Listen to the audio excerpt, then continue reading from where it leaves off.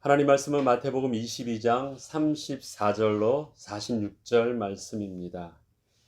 마태복음 22장 34절로 마지막 절까지 함께 읽습니다. 예수께서 사두개인들로 대답할 수 없게 하셨다 함을 바리새인들이 듣고 모였는데 그 중에 한 율법사가 예수를 시험하여 묻되 선생님, 율법 중에서 어느 계명이 크니이까? 예수께서 이르시되 내 마음을 다하고 목숨을 다하고 뜻을 다하여 주 너의 하나님을 사랑하라 하셨으니 이것이 크고 첫째 되는 계명이요 둘째도 그와 같으니 내 이웃을 내 자신과 같이 사랑하라 하셨으니 이 두 계명이 온 율법과 선지자의 강령이니라. 바리새인들이 모였을 때 예수께서 그들에게 물으시되 너희는 그리스도에 대하여 어떻게 생각하느냐? 누구의 자손이냐? 대답하되 다윗의 자손이니이다. 이르시되 그러면 다윗이 성령에 감동되어 어찌 그리스도를 주라 칭하여 말하되 주께서 내 주께 이르시되 내가 내 원수를 내 발 아래에 둘 때까지 내 우편에 앉아 있으라 하셨도다 하였느냐. 다윗이 그리스도를 주라 칭하였은즉 어찌 그의 자손이 되겠느냐 하시니 한마디도 능히 대답하는 자가 없고 그날부터 감히 그에게 묻는 자도 없더라. 아멘. 바리새인들이 예수님께 또 시험하여 율법의 가장 큰 계명, 가장 으뜸되는 것이, 가장 핵심이 되는 것이 무엇이냐고 물어보았습니다. 이에 대한 예수님의 답이 구약에서 분명하게 쉐마 이스라엘 하면서 가장 핵심적으로 다루는 들으라 이스라엘아 하나님은 한 분이시니 또 내 마음과 뜻과 성품을 다해서 주 하나님 여호와를 사랑하라 그 말씀이십니다. 사실 그것과 그 다음에 둘째로 내 이웃을 내 몸과 같이 사랑하라는 말은 하나로 연결되어 있는 말은 아닙니다. 그것은 이제 레위기서에서 또 주님 하나님께서 그 율법을 통해서 말씀해 주셨던 그 말씀이 내 이웃을 내 몸과 같이 사랑하라는 말씀입니다. 이 두 가지가 핵심 강령이라고 유대인들은 알고 있고 그렇게 가르쳤다는 것입니다. 만약에 율법을 온전히 깨달았다면 이 두 가지 핵심 진리를 잘 알고 있겠죠. 그래서 그것을 얼마나 율법을 잘 알고 있는지를 그렇게 테스트하였다라고 기록하고 있습니다. 그 다음에 또 하나는 이제는 예수님께서 물으신 것입니다. 그동안은 사람들이 또 예수님을 시험에 들게 하고 또 그 말의 모순 속에서 걸려들게 하려고 질문을 했었는데 이젠 반대로 예수님께서 저들에게 이러한 질문을 합니다. 너희는 그리스도를 누구라 하느냐? 구약에서 예언되어져 있는 장차 오실 그 메시아, 우리의 영원한 구원자, 다윗의 별과 같이 이스라엘의 하나님 나라를 회복하게 할 새로운 하나님의 구원자, 메시아는 누구라 하느냐라고 말할 때 하나님께서 구약을 통해서 그는 분명히 다윗의 자손 중에서 날 것이다라고 예언하였기 때문에 그 그리스도가 바로 다윗의 자손입니다라고 말을 합니다. 그러기에 앞에서도 다윗의 자손 예수여 다윗의 자손 예수여 할 때 그 다윗의 자손이라는 그 말 속에는 분명히 메시아라는 그 의미가 같이 통용돼서 사용되어졌음을 알 수 있습니다. 그런데 저들이 말하는 그 다윗의 자손이라는 말 속에는 혈통적인 거예요. 육신의 혈통적인 다윗의 자손입니다. 그러면 다윗이 그의 조상이잖아요. 한참 위의 조상이면 그 밑에 자손은 다윗이 볼 때는 한참 어린 자기의 후손입니다. 그런데 이렇게 말합니다. 이르시되 그러면 다윗이 성령에 감동되어 어찌 그리스도를 주라 칭하여 말하되 주께서 내 주께 이르시되 내가 내 원수를 내 발 아래 둘 때까지 내 우편에 앉아 있으라 하셨도다. 다윗이 그리스도를 주라 칭하였은즉 어찌 그의 자손이 되겠느냐 하시니. 그렇죠. 이건 갑자기 모순이 됩니다. 내 후손 중에 이 혈통적으로 보면 한참 쉽게 내 밑에 한참 밑에 있는데 그렇게 날 그 그리스도를 다윗은요 성령에 감동되어서 예언하고 그를 가리켜 말할 때 자기의 주, 자기의 하나님으로 말하고 있거든요. 어떻게 그럴 수 있느냐? 다윗의 혈통적 후손이라면 내 후손 중에서 그와 같은 이가 나을 것인데라고 표현해야 될 텐데 어떻게 그를 가리켜서 내 주라고 말하고 나의 하나님이라고 말할 수 있겠느냐라는 거예요. 저는 생각지 못했던 예수님의 허를 찌르는 질문이었습니다. 마땅히 다윗의 자손하면 그 혈통적 자손으로만 끝날 줄 알았는데 그 다윗이 그 그리스도를 장차 오실 그 그리스도에 대해서 하나님이라고 말하고 있거든요. 그들은 장차 오실 그 메시아에 대해서 바로 하나님의 아들 메시아로 생각지 않고 단순한 혈통적인 그 사람의 후손 중에서 그 메시아로 봤기 때문에 그렇습니다. 그래서 사람들이 그 그리스도를 찾고 있고 또 사람들이 예수를 그 그리스도라고 말할 때 그들의 개념 속에서 한 가지가 연결되지 않는 것이 있습니다. 그게 바로 하나님의 아들 그리스도예요. 그 신성에 대해서는 자기들이 지금 기다리고 있는 그 그리스도를 통해서도 기대하지 못했고 그 다음에 하나님께서 보내신 하나님의 아들이라는 것들도 더 상상할 수가 없었습니다. 그래서 아무리 뛰어나도 훌륭한 선지자 중에 하나고 훌륭한 또 제사장 중에 하나고 훌륭한 랍비 중에 하나, 사람 중에서 하나님께서 특별하게 기름 부어서 세우신 그러한 지도자가 될 만한 어떠한 사람으로 보았지 거룩하신 하나님으로 보는 것에 대해서는 그들은 생각지도 못했는데 하나님 예수님께서 저들에게 생각지도 못했던 그 사고의 눈을 열게 하는 것입니다. 그리스도는 누구냐? 처음부터 예언되어졌던 그 그리스도는 하나님의 아들이셨다라는 거예요. 그런데 그 하나님이 다윗의 혈통을 통해서 나셨다라는 것입니다. 그래서 참 사람으로 모으셨지만 하나님의 아들로서 또 참 하나님으로 거룩하신 자로 오셨다라는 것. 이 두 가지가 저들 유대인들에게 있어서는 함께 매치가 되지 않는 개념이었는데 예수님께서는 저들에게 바로 그리스도가 하나님의 아들 되심을 이제 선포하시는 내용이 오늘 본문입니다. 오늘 본문을 보면 율법에서 가장 큰 계명이 무엇이냐라고 말합니다.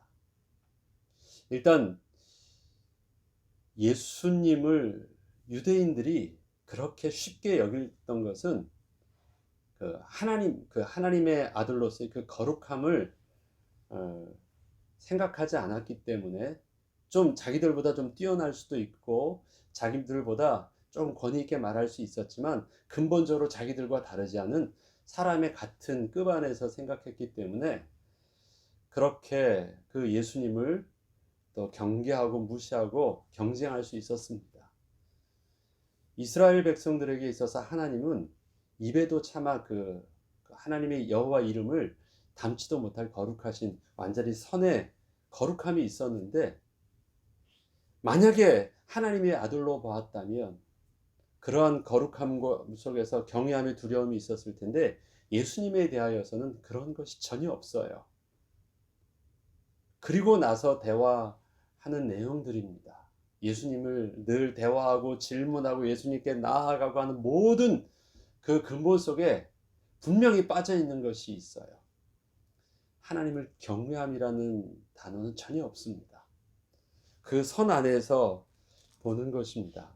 그 예수님께 물었을 때 분명히 율법에서 가르쳐 주는 두 가지 핵심은 정확하게 짚고 있습니다. 분명히 하나님 이스라엘의 하나님은 유일하신 하나님 여호와이시니 내 마음과 뜻과 정성을 다하여 주 너의 하나님을 그렇게 사랑하고 경외하라고 합니다. 잘 알아요. 이거 뭐 분명히 들으라 이스라엘 똑바로 들어 하면서 분명히 말씀하셨던 것. 유대인들에게서도 쉐마 하면 들으라 할 때는요. 저들 속에 있어 지금도 유대인들에게 있어서 이것은 각인되어져 있는 가장 그들의 신앙의 핵심입니다. 네 이웃을 내 몸과 같이 사랑하라. 그런데 오늘 주님께서 이 두 번째 말씀을 하실 때요. 어 하나님은 너의 하나님을 사랑하라고 하셨다라는 것을 38절에는 이것이 크고 첫째 되는 계명이다. 오케이. 이 계명에 대해서는요. 더 두말할 필요가 없습니다. 그런데 둘째도 그와 같으니 내 이웃을 내 자신과 같이 사랑하라 하셨다 할 때 둘째도 그와 같다라고 하면 그와 같다라는 말은 뭐예요? 내 이웃을 사랑하는데요. 무엇과 같이 사랑하는 거예요? 마음과 뜻과 정성을 다하여 하나님을 사랑하는 것과 같은 사랑을요. 내 이웃을 내 몸과 같이 사랑하는 거예요. 그래서 이 하나님 사랑과 이웃 사랑을 동급으로 표현을 하고 있습니다. 하나님 사랑과 이웃 사랑을요. 오늘 예수님의 표현이 그래요. 그런데 예수님의 표현이 하나님을 내 마음과 뜻과 정성을 다해 사랑하고 내 이웃도 마음과 뜻과 정성을 다해 사랑하라 하지 않고요. 그와 같은 사랑에 대한 표현을 어떻게 해요? 네 몸을 내 몸과 같이 너의 몸과 같이 이웃도 사랑하래요. 내 몸과 같이 이웃을 사랑하는 그 안에 무엇을 담았어요? 마음과 뜻과 정성을 다해 사랑하는 그 모습이 담겨져 있대요. 마음과 뜻과 정성을 다한다 그러면 한 곳에 모든 것을 다 집중하는 거잖아요. 한 곳에 모든 것을 하나님을 사랑하는데 한 곳에 모든 것을 다 집중해요. 내가. 그럼 그 사랑이 가장 으뜸인데 그렇다면 나는 하나님께만 온전히 집중하면 그것을 가지고 이웃을 그렇게 집중한다라는 것이 어떻게 돼요? 논리 모순이에요. 양쪽으로 한쪽으로만 모든 것을 올인해서 다 하여서 사랑하는데 그 다 하여서 또 이웃을 사랑하면 이웃도 하나님이에요? 그러면 내 몸과 같이 사랑한다면 나도 하나님인가요? 이건 굉장히 논리 모순적인 표현입니다. 하나님을 사랑하는 건 이해하겠어요. 어떻게 그 하나님을 사랑하는 것이 바로 이웃을 사랑하는 그 하나님을 경외하고 온 모든 것을 집중하는 것들을 그렇게 분산시킬 수 있겠어요? 맞지 않습니다. 그렇게 표현하는 부분들을. 그러면 이것을 우리는 이 신앙생활에 대해서 이런 오해를 합니다. 내가 하나님 앞에서 정말 마음과 뜻과 정성, 나의 모든 것을 다 희생해서 온전히 하나님을 섬기고 사랑해요. 중심의 정직함과 순수함과 열정을 가지고 하나님을 온전히 사랑합니다. 그럼 이게 모든 것을 다 하는 것이에요. 거기에 나는 나 자신을요, 사랑하지 않아요. 나 자신에 대한 하나님의 헌신의 모든 것을 다 드려요. 왜? 하나님이 모든 것을 다하여 사랑하라고 하셨으니까. 그리고 그것을 온전한 신앙생활이라고 합니다. 그런데 이 자기의 온전한 신앙생활 다 드리는 그 모습을 가지고요. 내 주의 이웃에게도 자기와 같은 그 기준을 요구해요. 내가 그렇게 하니까 당신도 그렇게 해야 되고요. 내가 그렇게 하니까 내가 당신한테 그렇게 못 해주는 것들도 나는 하나님 앞에 다 드려서 당신께 드릴 것이 없어요. 온전히 나 하나님께 다 드리니까. 그래서 내가 하나님 앞에서 희생되어지는 만큼 다른 사람도 그 희생에 대해서 마땅하게 보고요. 내가 좀 부족한 것만큼 다른 사람도 그 부족한 그 부분들을요. 그렇게 문제 삼지 않습니다. 오히려 내가 그 부족한 이유가 하나님께 다 드림이 되어 가지고 오히려 나는 신앙생활을 잘한 것으로 그 안에서 나의 의로움을 삼습니다. 그래서 자기의 열심 때문에 자기의 하나님 앞에 있는 모든 열심이요. 어떻게 되냐면 다른 사람에게서는 자기가 가지고 있는 권세와 자기가 가지고 있는 역량만큼 다른 사람들도 똑같이 다 그렇게 만들어요. 그래서 자기는 하나님 앞에 의로움에 만족이 있지만 그 기준이 다른 사람들한테는요. 그것이 어떻게 됩니까? 그게 고통이 돼요. 그런데 그것이 의로운 것이라고 해서 강요하기도 합니다. 우리는 신앙생활을요, 하나님께서 오늘 마음과 뜻과 정성을 다하여 주 하나님을 사랑하고 경외하라고 할 때 이 말씀을 주셨던 본래, 또 내 이웃을 내 몸같이 사랑하라고 하셨던 그 본래 말씀 속에서 하나님의 의도를 정확하게 우리는 알아야 됩니다. 특별히 내 이웃을 내 몸과 같이 사랑하라는 그 말씀은 레위기서에 잘 나와 있습니다. 잠시 보겠습니다. 레위기서 19장을 보죠.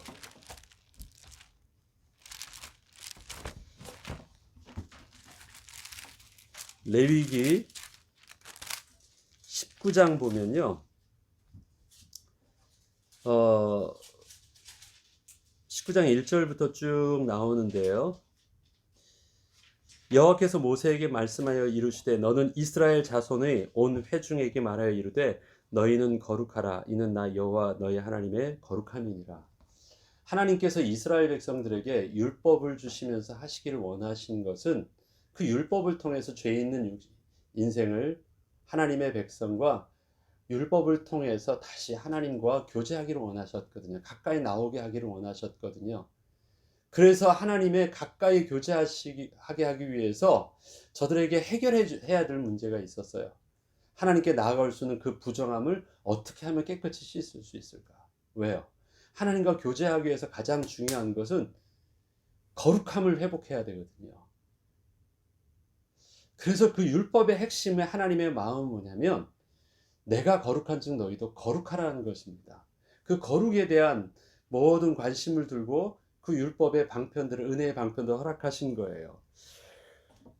그리고 너희 각 사람은 부모를 경외하고 나의 안식을 지키라. 나는 너희 하나님 여호와니라 말하면서요, 그 다음에 우상 숭배하지 말 것을 말합니다. 그리고 5절에 보면 너희는 화목 제물을 여호와께 드릴 때 기쁘게 받으시도록 드리고 그 제물은 드리는 날과 이튿날 먹고 셋째 날까지 남았거든 불사르라. 셋째 날에 조금이라도 먹으면 가증한 것이 되어 기쁘게 받으심이 못되고 그것을 먹는 자는 여호와의 성물을 더럽힘으로 말미암아 죄를 담당하리니 그가 백성 중에서 끊어지리라.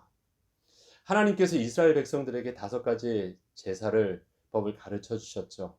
그 제사의 법 중에서 실제적으로 하나님과의 누림이 되어지는 축복은 어디에 있습니까? 화목제에 있거든요. 그 앞에 거는 하나님께 가까이 나아올 수 있도록 하는 속죄제가 있고 속건제가 있고, 그 다음에 하나님 앞에 마땅히 드림의 번제와 소제가 있습니다. 그러나 그 제사의 모든 끝은 어디서 끝납니까? 하나님 나라의 잔치에서 끝나거든요. 그래서 제사의 완성은 어디에 있습니까? 화목제에 있어요. 화목제예요. 그런데 이 화목제는 다른 제사랑 분명히 다르죠. 다른 것은 다 드리면 제사가 완성되어져요.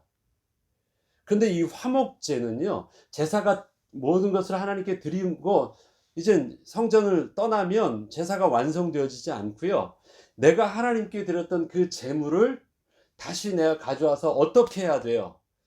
그것을 내가 기쁘게 먹으면서 하나님의 거룩하심이 어떻게 돼요?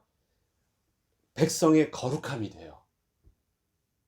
하나님의 거룩하심을 그 제사장이 먹음으로 제사장이 거룩하게 되는 것처럼 하나님의 거룩하심을 하나님의 백성이 먹음으로써 백성도 드디어 거룩한 하나님의 백성으로 즐거워해요. 그래서 그 거룩함이 회복되어져요. 모든 제사의 완성이 어디에 있습니까? 그래서 화목제에 있는데요, 이 화목제에는 좀 특징이 있습니다. 내가 드린 걸 하나님이 나에게도 나눠주는 걸로 끝나지 않아요. 또 뭐가 있어요? 내가 드린 것을 나에게도 주시지만 그 모든 것을 다 어떻게 해요? 내 이웃과 나그네와 가난한 자와 또 그 안에 또 섬겨야 되는 레위인과 또 고아와 과부와 그런 것을 감당할 수 없는 많은 연약한 부족한 자들을 함께 먹으래요. 근데 그냥 나눠주는 것이 아니에요. 그 먹을 때 어떻게 해요? 저들과 함께 기뻐하래요. 어떤 기뻐? 너에게 그 은혜 가운데 모든 베풀어 주신 것을 너는 기쁨으로 감사해서 오늘 이거 드렸잖아. 그런데 그 기쁨과 감사를 저들과 동일하게 함께 기뻐하라고 하고, 그 다음에 또 함께 기뻐할 때 정확하게 표현할 것이 있어요. 너희들도 전에는 나그네였잖아. 그러니까 저들 안에서 지난날 너의 모습을 바라보고 저들을 통해서도 그렇게 하나님의 거룩한 백성됨을 말해요. 음식을 먹는 거는 먹으면서 단순히 즐거워하는 것이 아니거든요. 그 음식을 먹을 때 하나님의 거룩함이 우리에게 이젠 완전히 우리에게 다가오고 우리들도 거룩하게 돼요. 그런데 그 거룩함이요, 나는 이만큼 들었으니까 이만큼 거룩하니까 나는 달라가 아니에요.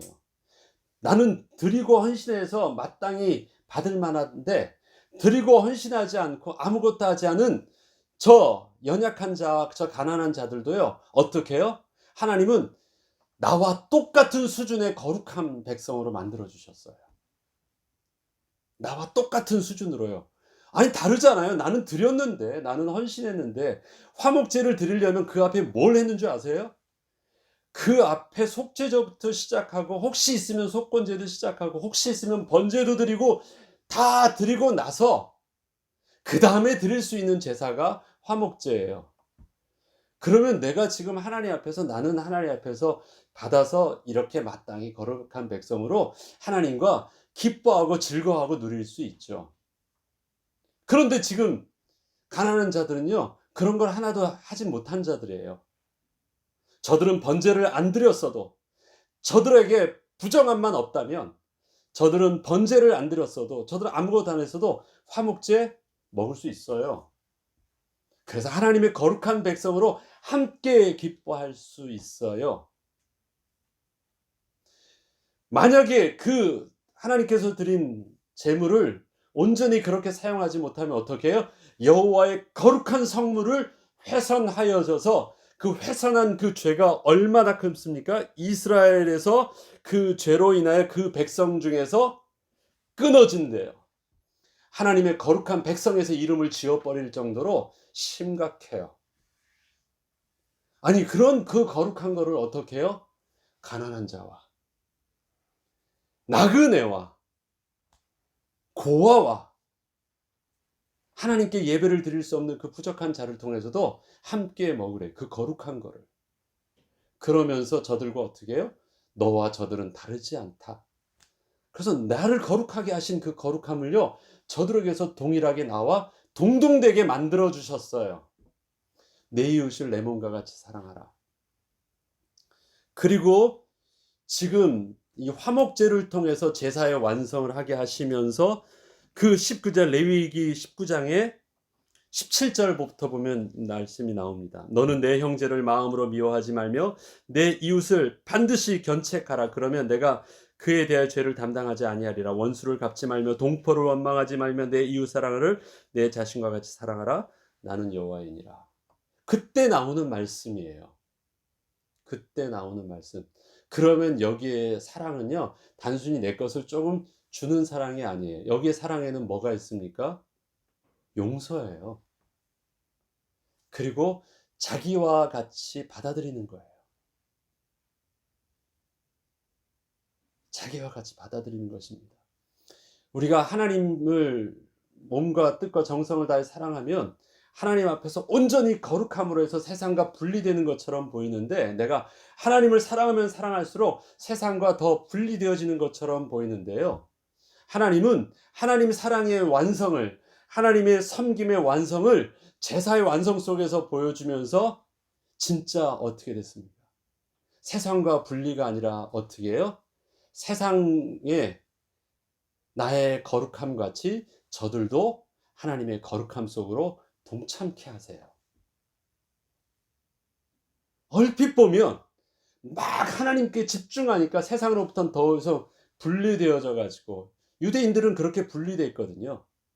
나는 이만큼 하는데 저들은 못해요. 내 이 열정에, 내 이 순수함에 저들은 따라하지 못해요. 나는 하나님 앞에서 온전한데 저들은 죄인이에요 하면서 하면 할수록 점점 분리되어졌는데, 하나님께서 말씀하신 그 율법의 완성 속엔 뭐예요? 하면 할수록 율법의 모든 완성은 화목 제물을 통해서 비로소 이젠 그들이 하나님 앞에 온전히 드렸던 모든 것들이 다 완성되어지는 끝을 봤는데, 그 화목제의 완성은 어떻게 해요? 하나님께서 화목 제물을 주셔요. 그리고 그것을 너 잘 소모하래요. 안 주시면 차라리 부담이 없겠어요. 안 먹으면 되니까. 그러면 난 꽤 깔끔하잖아요. 그런데 하나님께서는 그 화목 제물을 주면서 그것이 다 소모되어 완전히 하나님의 율법대로 소진되어지면 드디어 화목 제사가 온전히 드려진 바 되는 완성이 되어져요. 내 손에 쥐어준단 말이에요. 그거 어떻게 할 거예요? 안 주시면 차라리 편해서 딱 하고 나로 하나님과 그걸로 깔끔하게 끝나는데, 내 손에 쥐어주세요. 그리고 그것 제대로 온전히 감당하지 못하면 어떻게 한다고요? 여호와의 성물을 더럽히는 것으로 너희 이름이 끊쳐진대요. 그동안 했던 모든 것들을 무시하는 정도가 아니라 너 내 백성으로서 너와 나는 관계가 없게 만들어 버리시겠대요. 하나님이 우리에게 복으로 주셔요. 우리가 하나님을 섬겼는데, 하나님 말씀에 순종하고 온전히 다했는데 하나님이 우리에게 은혜로 주신 것들이 있어요. 그래서 다른 사람들은 온전히 드릴 수 없었던 나에게 화목 제물로 양을 주셨고, 화목 제물로 부할 수 있는 송을, 큰 걸 주셨어요. 그래서 나는 그것을 하나님 앞에 드릴 수 있는 경제적인 여유도 생겼어요. 그런데 그것을 나에게 다시 주면서요, 너 혼자 한번 다 먹을 수 있는지 해보래요. 어떻게 먹어요? 하루 이틀 사물이 날 때까지 어떻게 해요? 그렇다고 해서 하나님이 주신 거룩한 것 나 못 먹고 혼자 다 먹고 배불러서 못 먹는다고 다 버려요? 그러지 못해요. 이건 분명히 나누게 돼 있어요. 그래서 내 이웃과 함께 불러서 나누래요. 하나님이 그렇게 하셨어요. 우리에게 물질을 주셨어요. 우리에게 다른 사람들에게 없는 하나님 앞에 드리는 제물도 주셨는데, 그것을 가지고 어떻게, 나의 헌신을 가지고 나만 거룩되어지는 것이 아니라 그것을 가지고 어떻게 해요? 하나님을 거룩한 백성으로 동일하게 저들도 너와 동일한 사람으로 만들래요. 이해되세요? 내 몸같이 사랑한다라는 의미가요, 나의 거룩함의 백성이. 그러려면 해야 되는 것이 있어요. 많은 사람들이 전부 다 화목제물을 드리지 못해요. 그래서 부자들이, 여유 있는 사람들이 하나님께 드리고 그것을 이웃들이 함께 나누는 거거든요. 대부분의 가난한 사람들은 하나님께 나와서 드릴 수 있는 예물들이 뭐예요? 최선을 다하는 것이 비둘기예요. 최선을 다해 그것도 안 되면 소제물로서 그게 다예요. 그러면 저들 속에 뭐가 없냐면 잔치가 없어요.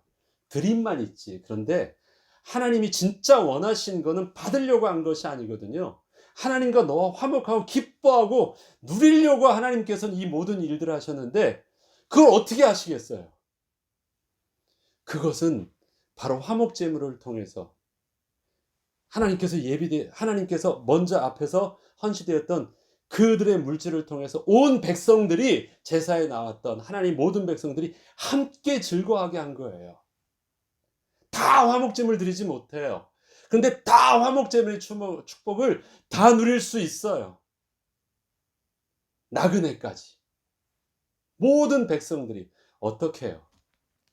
하나님께서 화목제를 통해서 제사의 완성이 되게 하셨기 때문에, 우리 인생이 하나님 앞에서의 온전한 사랑의 완성을, 이 땅에서 신앙생활의 완성을 우리는 어떻게 합니까? 하나님 감사합니다 해서 내가 하나님 앞에 헌금하면 나 모든 것 다 끝났다고요? 내가 주님 앞에서 헌신하면 다 끝났다고요? 그렇지 않대요. 어떻게 해요?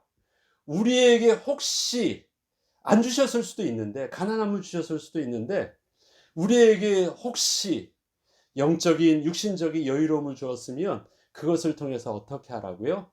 함께 화목제물로 나누래요. 다 소진되도록 하래요. 우리가 먹을 것은 일용할 양식이잖아요. 그 다음엔 어떻게 해요? 그것을 통해서 나와 하나님이 누리는 그 당당함과 은혜의 기쁨의 예배의 축복과 감사와 이 거룩함의 모든 성도의 모든 모습들을 어떻게 해요? 함께 동일하게 당신도 하나님의 거룩한 백성이 될 수 있음을 초청하고 그와 동일하게 하나님의 거룩한 백성의 당당함으로 저들이 누릴 수 있도록 그렇게 사랑하래요. 단순히 물질 조금 이렇게 다른 사람 앞에 체리티하라는 말이 아닙니다. 율법의 모든 완성, 하나님이 우리에게 동일하게도 요구할 것입니다. 화목제물의 완성이 우리의 삶에 우리 신앙생활이 완성되게 하여 주옵소서.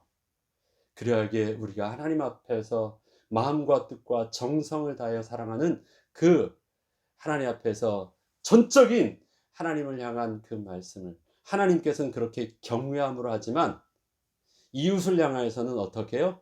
그 하나님의 말씀을 온전히 경외함으로 순종함으로 어떻게 해요? 화목제물로서의 우리의 제사의 온전한 완성이 되어질 수 있도록 마음과 뜻과 정성을 다하는 것입니다. 완성되어질 수 있도록. 그것이 다 끝날 때 하나님께서는 우리에게 참된 제사의 완성이요, 참된 신앙생활의 완성이요, 참된 율법의 완성이요, 참된 복음의 완성이라고 하나님께서는 우리에게 인정해 주실 것입니다. 구약과 신약이 다르지 않습니다. 율법이 폐하졌으니까 필요 없다고요? 아닙니다. 그리스도께서 우리의 화목제물이 되어 주셨습니다.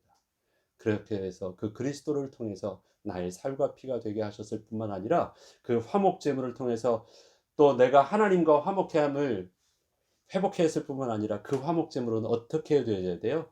나눠져야 돼요. 그래서 우리에게 전도와 선교의 사명이 있는 것이고 그리스도 안에서의 교제가 있는 것이고 그리스도 안에서의 예배가 있는 것이고 그리스도 안에서 함께 찬양하는 거룩한 예배자의 모습으로 우리가 설 수 있는 것입니다.